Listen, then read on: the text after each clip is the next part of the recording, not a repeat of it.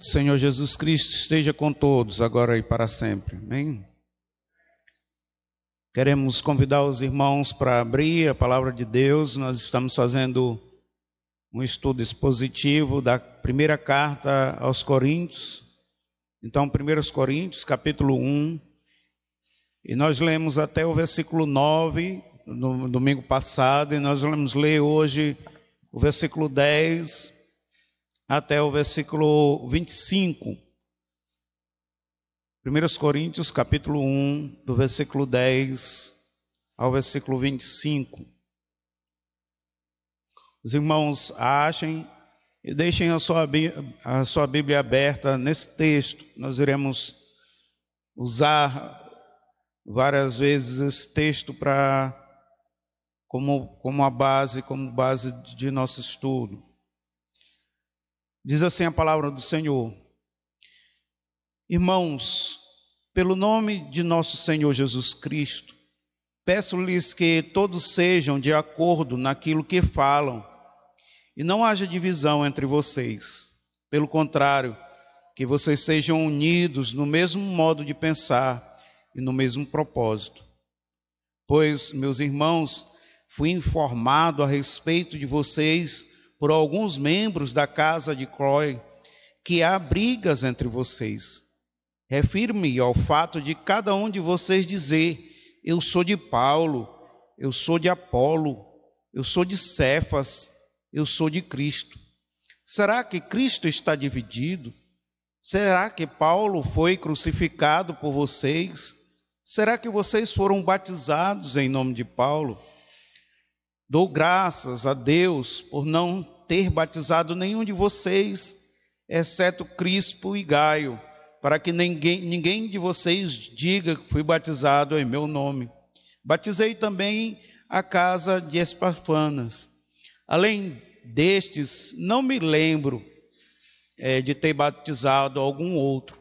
Afinal, Cristo não veio para batizar, mas para pregar o Evangelho. Não com sabedoria de palavras, mas para que não se anule a cruz de Cristo. Versículo 18. Certamente a palavra da cruz é loucura para os que se perdem, mas para nós que somos salvos, ela é o poder de Deus, pois está escrito: destruirei a sabedoria dos sábios e aniquilarei a inteligência dos inteligentes. Aonde está, ó sábio? Onde está, ó escriba? Onde está, ó inquisidor deste mundo? Não é de fato Deus tornou loucura a sabedoria deste mundo, visto que a sabedoria de Deus o mundo não o conheceu por causa da sua própria sabedoria. Deus achou por bem salvar os que creem por meio da loucura da pregação, porque os judeus pedem sinais e os gregos buscam sabedoria. Mas nós pregamos Cristo crucificado, escândalo para os judeus, loucura para os gentios. Mas para os que foram chamados, tanto judeus como gregos, Cristo é o poder de Deus e a sabedoria de Deus. Porque a loucura de Deus é mais sábia do que a sabedoria humana, e a fraqueza de Deus é mais forte do que a força humana. Que Deus abençoe a sua palavra em nossos corações. Depois que o apóstolo Paulo, ele faz a saudação, os irmãos se lembram do capítulo 1, versículo 1 ao versículo 3, e também mostra a posição da igreja, o que o salvo ocupa junto com Cristo, quando ele se refere no versículo 7, de maneira que não lhe faltam nenhum dom, enquanto aguardam a revelação do nosso Senhor Jesus Cristo. Versículo 8, ele também nos confirmará até o fim, para que vocês sejam irrepreensíveis no dia de nosso Senhor Jesus Cristo. Versículo 9, fiel é o Deus pelo qual vocês foram chamados à comunhão de seu Filho Jesus Cristo, nosso Senhor. Entenda, Paulo aqui, do versículo 4 ao versículo 9, ele fala que nós somos chamados para viver em comunhão com Deus e com nossos irmãos. Nós somos preservados por Deus para permanecermos fiéis e recebemos tudo o que precisamos para viver uma vida cristã confiante, a nossa salvação e os dons espirituais. Depois que o apóstolo Paulo faz isso, ele começa a tratar com a igreja alguns problemas. Havia divisão dentro da igreja, partidos, grupos formados dentro da igreja. A mais conhecida panelinha, você já ouviu falar? Né? Isso não era uma atitude cristã, mas uma atitude mundana. São pecados que precisavam ser tratados. Como Paulo começa falando sobre a fonte da sua informação. Veja o versículo 11. Alguns membros da casa de Cloé nos informaram que há briga entre vocês. Meus irmãos, o mal que nós precisamos evitar é uma carta atual, né? Uma carta bem atual. Você lê e você pode aplicar aos nossos dias. Ela não precisa de uma repaginada, ela é bem atual. Como é que as brigas, as intrigas, as confusões, elas começam? Com diz que me disse. Eu ouvi alguém dizer isso, isso e isso. Alguém falou isso e isso, e não cita nome. E o apóstolo Paulo está ensinando aqui como resolver as brigas, as confusões que estavam dentro da igreja. Eu fui informado pela família de Cloé que tem briga dentro da igreja. Quando uma informação, alguém que está te dizendo uma coisa, presta atenção. Quando alguém está te dizendo uma coisa, e ela diz assim, olha, eu estou te dizendo aqui, mas não diz que foi eu que disse. Meu irmão, caia fora.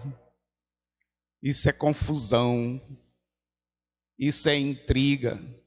Se a pessoa que está te dizendo as coisas, ela não tem a força, né, a firmeza para dizer assim, sou eu que estou dizendo. Não é um assunto que você deve levar adiante, entendeu? Faça o assunto morrer ali. Você pode ser testemunha do que você está dizendo. Você pode afirmar o que você está dizendo. Não, nem diga que foi eu que falei. Meu irmão, morreu o assunto. O apóstolo Paulo estava ensinando isso para a igreja. Se você ouvir uma conversa, uma fofoca, uma coisa, que a pessoa não diz o nome da fonte, como o apóstolo Paulo está dizendo aqui, eu fui informado por alguns membros da casa de Cloé que tem briga no meio de vocês. E os caras estavam lá para dizer sim, nós dissemos mesmo, existe mesmo, eram testemunhas. Então leve o assunto adiante. Mas se você ouviu falar que alguém disse, que ouviu dizer de alguém que disse, não faça. Então é um mal que se propaga para a inimizade. É não citar a fonte. Como eu já falei, alguém disse isso. Tem muita gente comentando. Eu ouvi falar sobre isso. Sem falar. Quem contou, isso é maligno. Ou uma pessoa, como nós já falamos, pede para que o seu nome seja preservado. Não diga que foi isso que eu contei, não diga que foi eu que contei. Então é muito bom que a gente acabe com aquela conversa ali. Não leve para frente. Não espalhe isso. Isso causa, meus irmãos, inimizade. E se você tem uma coisa para dizer, diga com fontes. Né? Hoje em dia nós estamos na era do fake news, né? E isso é importante até para a questão das coisas que nós postamos, daquilo que nós dizemos. Será que é verdade? Será que é verdade as fontes que nós estamos citando, elas são verdadeiras, elas são confiáveis. É muito importante a gente tomar cuidado com isso. Isso evita inimizades, evita confusões no meio da igreja. Então, Paulo diz: eu fiquei sabendo que vocês estão brigando pela família de Cloe. E isso acaba de vez com todas, com o disse que me disse, citando fontes confiáveis. Paulo trata o problema dos partidarismos com 3 perguntas. Existia divisão, existia 4 grupos distintos dentro da igreja. Você já imaginou? Você entra dentro de uma igreja e um novo convertido, não, vem lá aqui para o grupo de Paulo. Outro diz, não, vem para o grupo de Apolo. Outro diz, não, vem para o grupo de Pedro. E outro diz, não, vem para o grupo de Cristo. Nós somos aqui de Cristo. Depois nós vamos ver.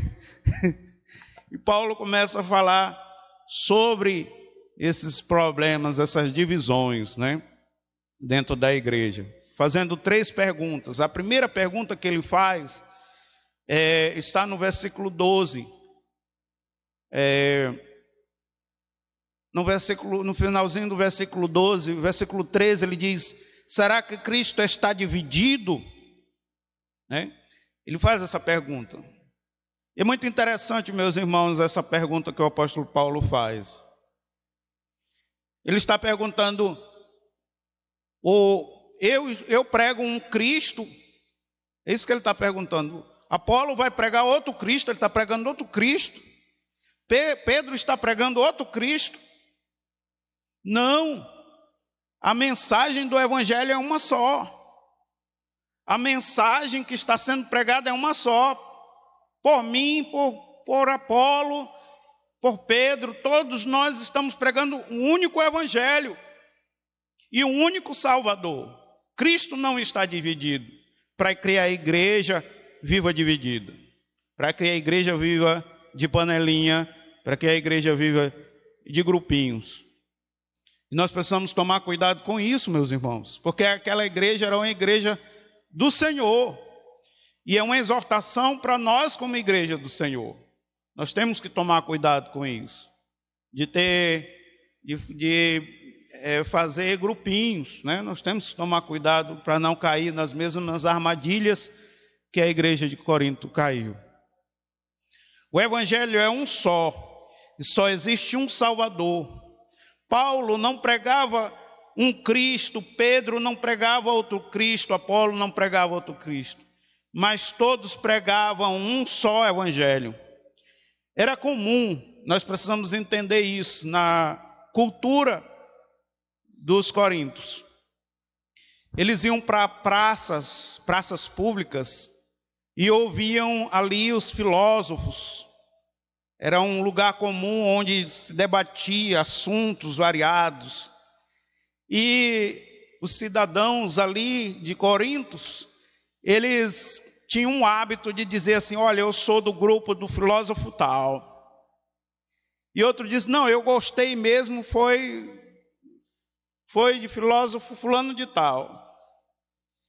E eles estavam trazendo o mundanismo, as suas preferências. Isso era carregado de orgulho, soberba, né? Estava carregado de vaidade. E eles estavam trazendo esse partidarismo para dentro da igreja. E nós precisamos, meus irmãos, tomar cuidado com isso, para não trazer o mundo para dentro da igreja. A igreja, ela precisa impactar o mundo. A igreja precisa ser o diferencial do mundo. Mas nós temos que tomar cuidado para não sermos impactados com o mundanismo, que é a igreja viva essas divisões, presunções, soberbas e orgulho. Cristo nos tornou irmãos, ricos e pobres. Samuel disse isso no domingo passado. É o único lugar no mundo onde um rico e um pobre sentam no mesmo, um do lado do outro, e se chamam de irmãos. Hoje em dia tem uma divisão terrível, né? Então, homens e mulheres podem sentar nos mesmos bancos, chamar de irmãos. Hoje nós estamos fazendo uma programação alusiva ao Dia das Mulheres. E que maravilha o que o Evangelho proporcionou. Jesus Cristo derramou o seu sangue do mesmo jeito por homens e mulheres. Os homens não são melhores do que as mulheres não são maiores, melhores do que os homens, nós somos iguais, temos o mesmo valor perante o Deus eterno. Bendito seja o nome do Senhor. Hoje, né, se comemora essa conquista, as revoluções, né? Amanhã, dia 8, comemora as conquistas da mulher, e Cristo, ele revolucionou o seu tempo. Ouvindo as mulheres, nós acompanhamos isso hoje, né? E as mulheres podem sentar nos mesmos bancos que os homens. Olha, para você entender a cultura judaica, era vergonhoso uma mulher sentar no mesmo lugar que um homem sentava, em público. E hoje as mulheres podem sentar no mesmo banco e chamar de irmãos. A igualdade que o Senhor Deus trouxe. Então, homens e mulheres, brancos e negros, judeus, gentios, pecadores remidos pelo sangue de Jesus, agora são irmãos e irmãs em Cristo Jesus. Não há divisão na salvação e no Evangelho de Cristo Jesus. O Evangelho nos faz saber que todos temos o mesmo valor. Outro problema era que a igreja estava dando mais ênfase ao pregador do que à mensagem. Isso também atinge os nossos dias, é muito atual. As pessoas elas vão dar mais atenção a um pregador X de tal igreja que está na mídia, está na alta da mídia. Mais importância é o que ele diz, porque ele está dizendo, do que a própria mensagem que ele está dizendo. Muita gente que está aí na alta da mídia falando um monte de besteira, mas porque está em alta, as pessoas preferem ouvir, não estão atentos à mensagem. O importante, meus irmãos, Hernando Dias Lopes diz que o importante não é um pastor, o importante não é o pregador, o importante é a mensagem, o importante é Cristo que está sendo pregado. E nós precisamos, meus irmãos, dar valor à mensagem do Evangelho e não estar vivendo uma tietagem gospel, né? Porque o cantor é tal, então ele é melhor do que eu vou ouvir.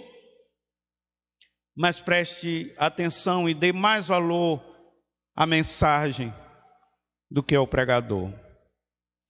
Homens são falhos, mas a mensagem é viva e é o poder de Deus para a salvação de todo aquele que crê. Então aquela igreja estava vivendo essa divisão. Eu sou de Paulo. Não, eu me converti com o apóstolo Paulo. Não, mas quem fala mais bonito, quem fala mais eloquente é Apolo. Apolo é. Olha, quando Apolo fala... Não, mas eu gosto mesmo é do tradicionalismo de Pedro. Eu sou de Pedro. Estavam mais preocupados com o pregador. E hoje nós estamos vivendo isso. Nós temos que tomar cuidado para não ser levados por essa onda. Pessoas que se levantam como estrelas e estão aparecendo mais do que o Senhor da mensagem, que é Jesus Cristo. Nós devemos prestar atenção para Cristo. Nós devemos prestar atenção para aquele que é merecedor de toda a honra e de toda a glória, que é nosso Senhor Jesus Cristo. Naquela igreja, como nós falamos, tinha 4 grupos distintos, e nós vamos falar rapidamente sobre cada um deles. O grupo de Paulo, Hernando Dias Lopes classifica grupo GLP, né? Que era Grupo Liberal de Paulo. E e aquela turma do grupo de Paulo era aqueles que tinham se convertido com ele. Cada um deles aceitou a Jesus Cristo com Paulo, porque tinha sido o fundador daquela igreja, eram membros fundadores, e eles eram de um partido liberal. Eles não queriam estar presos às tradições judaicas, eles não queriam estar presos, mas ao mesmo tempo, eles queriam usar da liberdade cristã para viver a libertinagem, viver em pecado. E o apóstolo Paulo não estava dando autorização para aquele grupo falar em seu nome. Tanto é que ele faz a segunda pergunta, ele diz: acaso será que Paulo foi crucificado por vocês? Meus irmãos, prestem atenção. Entenda aqui a situação. A igreja estava dividida, o apóstolo Paulo estava escrevendo para resolver o problema, e tinha um grupo lá dele. E ao invés dele elogiar aquele grupo, dizer: muito bem, vocês estão do meu lado, ele diz: vocês estão errados. Vocês estão errados por estarem divididos dos irmãos, achando que vocês são os donos da verdade. Qualquer um de nós escreveria uma carta dizendo assim: muito bem, vocês ficaram do meu lado, não é verdade? Mas Paulo diz: vocês devem criar vergonha, vocês estão errados. Vocês não são o dono da verdade. E tinha outro partido, o partido de Apolo. Apolo era de Alexandria, basicamente a capital intelectual do mundo, com a maior biblioteca, né, daquela época, terceiro século. Esse grupo era dos intelectuais, da filosofia, e gostavam de discurso, adornados de eloquência, cheios de beleza e retórica. Esse grupo se tornou uma elite dentro da igreja e gostavam de discussões e queriam que o cristianismo deixasse de ser uma religião para se tornar uma filosofia. O apóstolo Paulo combate isso, e nós vemos esses textos aqui, nós vamos repetir mais na frente. Porque a loucura de Deus é mais sábia do que a sabedoria humana, e a fraqueza de Deus é mais forte do que a força humana. O grego, ele estava buscando conhecimento. Mas aqui o apóstolo Paulo fala que o conhecimento humano é inútil para que o homem seja salvo. Ele não estava desprezando o conhecimento humano, mas ele estava dizendo: para a salvação, todo conhecimento é inútil. Todo conhecimento humano, toda sabedoria humana é vaidade, é vã. Ele vai dizer: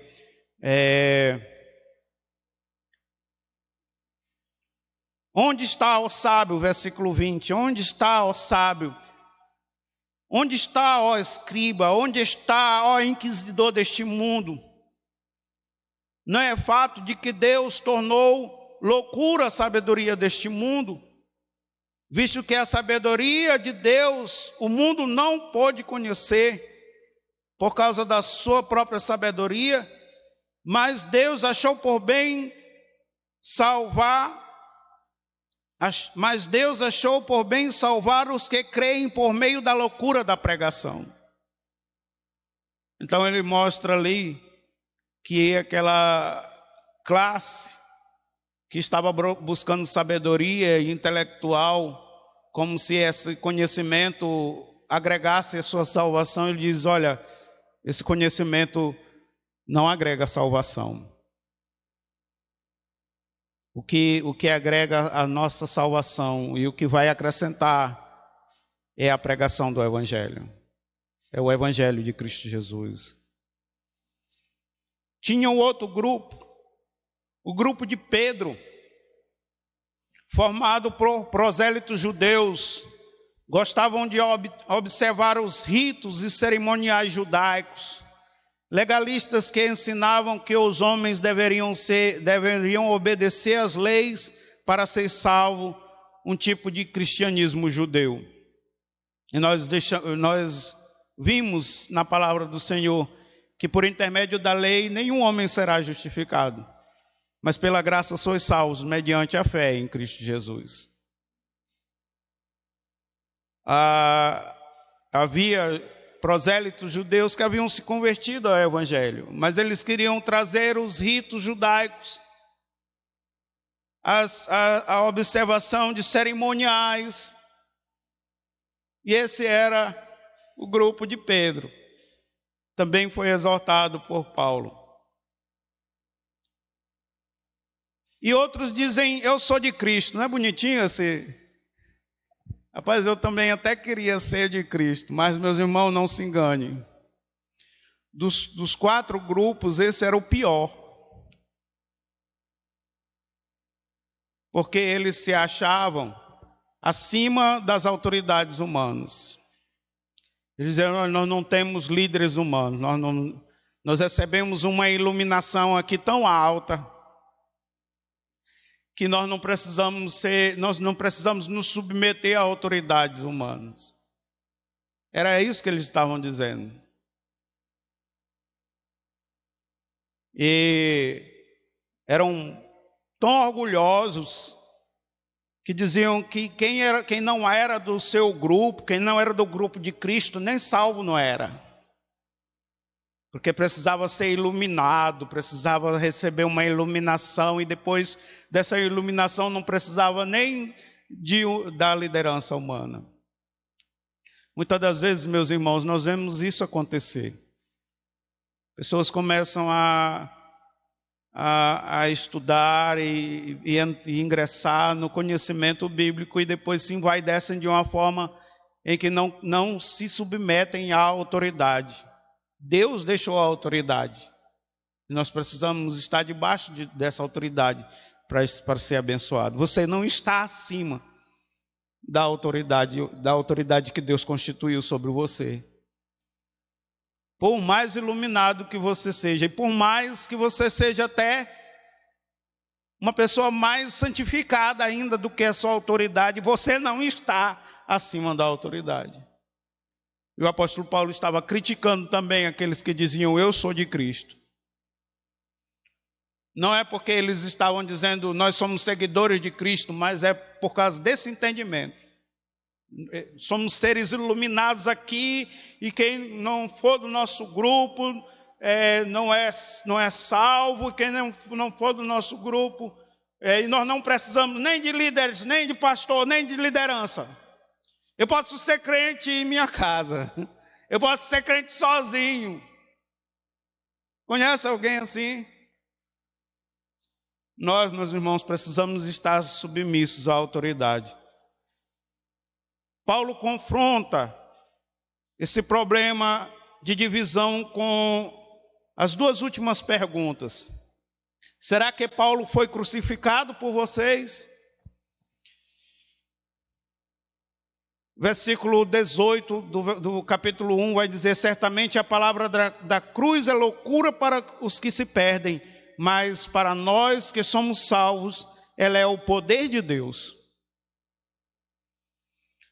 Depois que Paulo fala desses 4 grupos dentro da igreja, Paulo consegue sintetizar o problema em 2 partes. E a primeira parte está nessa primeira pergunta. Foi Paulo crucificado por vocês? E ele vai responder. Os judeus, eles queriam eles queriam milagres.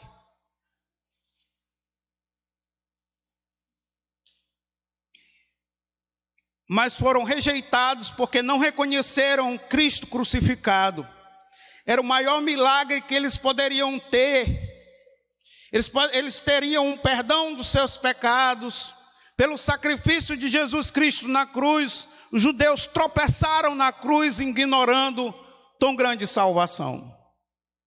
Ele divide em dois grupos, judeus e os gentios, que era basicamente a formação daquela igreja.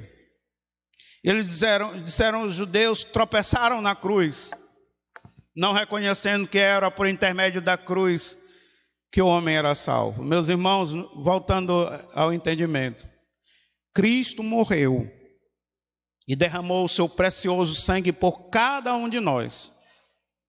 Vamos dizer isso? Cristo morreu e derramou o seu sangue por cada um de nós. Quando você olhar o seu irmão, quando você for tratar com seu irmão algum assunto, olhe para ele por intermédio da cruz de Cristo. Jesus derramou o seu sangue por mim e por você. Você não está tratando com qualquer pessoa. Você está tratando com pessoas que foram remidos e lavados pelo sangue de Jesus. Nossos irmãos. Nossos amados irmãos. Ele vai dizer, meus irmãos, se você tenta ser um judeu, se você quer ser um judeu, os judeus tropeçaram na cruz de Cristo. Você ouviu falar? Que eles andavam assim, mostra-me um milagre, mostra-me os sinais. Eles não viviam dizendo para o Senhor, que milagres você tem para nos mostrar? Jesus chega a dizer para eles, o único sinal que vocês vão ver, é que assim como Moisés levantou a serpente lá no deserto, também importa que o Filho do Homem seja levantado. O único sinal que vocês vão ver é o sinal de Jonas. Passou 3 dias no ventre do peixe. Estava falando sobre a sua ressurreição. Estava falando sobre a sua crucificação. O maior sinal que os israelitas poderiam ver para serem salvos era a cruz de Cristo. E pela cruz de Cristo, meus irmãos, nós somos unidos. Ele vai dizer, nesse texto que nós lemos, versículo 18, certamente a palavra da cruz é loucura para os que se perdem, mas para nós que somos salvos, ela é o poder de Deus. O que nos une é mais forte do que o que nos tenta separar. O que me une a você, o que nos une um ao outro, é mais forte, é mais poderoso do que as coisas pequenas que tentam nos separar. Você discorda do seu irmão, não há opinião, mas a cruz de Cristo nos une e ela é mais forte do que as nossas opiniões. Teu comportamento é diferente do teu irmão, o teu modo de pensar é diferente do teu irmão, mas a cruz de Cristo é maior. Ela nos une e ela é maior do que as nossas diferenças. Nós precisamos entender isso. Depois o apóstolo Paulo fala sobre os judeus. Já para o grego, a cruz de Cristo era tolice. O grego ouvia isso, ele queria ser iluminado por uma corrente filosófica, ele queria entender aquilo de forma que ele fosse iluminado, e ele ouvia a pregação do evangelho, e ele achava aquilo uma tolice, uma besteira. E o apóstolo Paulo estava dizendo, vocês gregos, estava se referindo aos gentios, vocês gentios, ignoram a cruz de Cristo, né? Acham que é tolice, porque eles criam só o conhecimento. E o apóstolo Paulo, no capítulo 1, versículo 25, vai dizer, porque a loucura de Deus é mais sábia do que a sabedoria dos homens, do que a sabedoria humana. E a fraqueza de Deus é mais forte do que a força humana. A intelectualidade humana não pode salvar a alma de ninguém. A sabedoria humana é inútil para a salvação, inútil para a salvação. Mas a cruz de Cristo e o evangelho de Jesus Cristo era desprezado pelos gregos, que pode salvar o ser humano. Versículo 24 diz: mas para nós que fomos chamados, tanto judeus como gregos, Cristo é o poder de Deus e a sabedoria de Deus. Cristo é a nossa sabedoria. Cristo é tudo que nós precisamos saber. E meus irmãos, entre as questões de divisão, o que nós precisamos compreender é isso. Quando você discordar do seu irmão, quando o seu modo de agir for diferente do seu irmão, entenda que Cristo ainda é a sabedoria de Deus entre você e ele. Nós não estamos separados. Nós somos unidos, nós somos fortalecidos. E ele pergunta ainda: será que vocês foram batizados em nome de Paulo? A ênfase aqui é que em nome de quem vocês são batizados? Nós todos fomos batizados em nome de Cristo.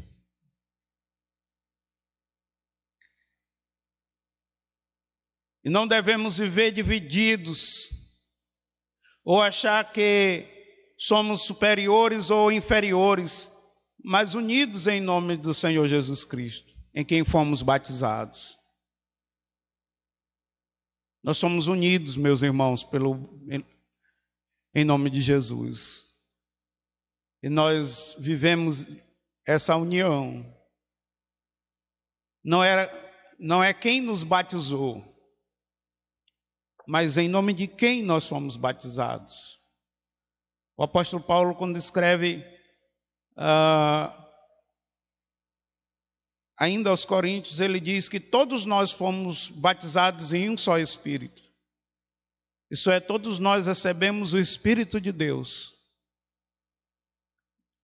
Você, presta atenção, você é mais unido com essas pessoas aqui, você tem mais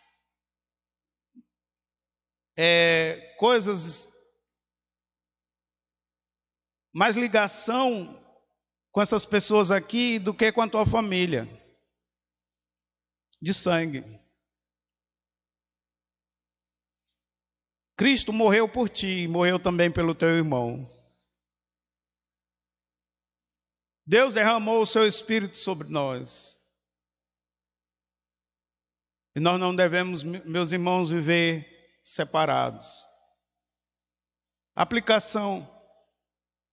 Tente colocar de lado as suas opiniões pessoais e procure conviver amorosamente com os seus irmãos. É uma tarefa difícil, né? Mas tente colocar de lado as suas opiniões pessoais.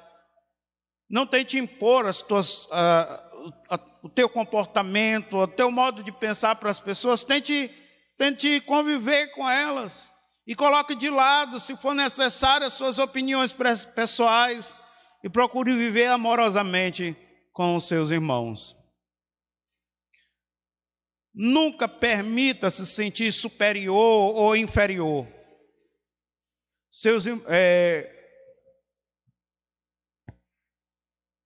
Mas se aproxime e procure participar mais das atividades da igreja. Você não é melhor. É uma coisa que eu acho interessante. Nós não somos melhor, mas também nós não somos pior. Você não é melhor, mas também você não é pior. Você é igual, você tem o mesmo valor.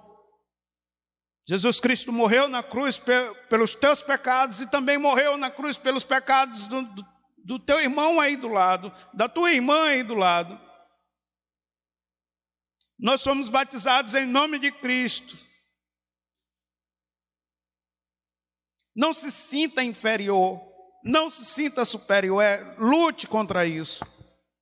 Sabe, porque existe uma coisa que eu achava que as pessoas só sentiam superior, só sentiam melhor do que as outras, mas muitas das vezes as pessoas se afastam do convívio da igreja por se sentirem inferior, menos valorizado, desprezado. Não permita isso. Não se sinta, lute, evite. Nunca permita se sentir superior ou inferior aos seus irmãos, mas só se aproxime e procure participar mais ativamente das atividades da igreja. Evite fazer comentários da vida do seu irmão, certifique-se das fontes, como nós falamos, se são fontes confiáveis e testemunhas fiel. Se a pessoa disser, eu posso confirmar isso, então pode usar meu nome, pode, né? Pode dizer que foi eu que disse. A conversa é séria. Então certifique-se das fontes confiáveis. E por último, a última aplicação é olhe para a cruz de Cristo, sempre antes de olhar para o seu irmão, para a sua irmã, para que você veja que ele é alguém que foi comprado e remido igualmente a você. Então, toda vez que você for falar com seu irmão e sua irmã, olhe primeiro para a cruz de Cristo. Olhe para Cristo, para que quando você olhar para o seu irmão, você veja Cristo nele. Você entenda que o Senhor derramou o seu sangue também por este nosso irmão, por esta nossa irmã. Nós vamos viver uma vida muito mais confiante e em paz com os nossos irmãos. E que o Evangelho, que a pregação, a cruz de Cristo, seja o nosso maior elo. Nós sempre lembremos disso. Nós somos comprados pelo sangue de Jesus Cristo lá na cruz do Calvário e nós somos irmãos. Que Deus abençoe a sua palavra em nossos corações.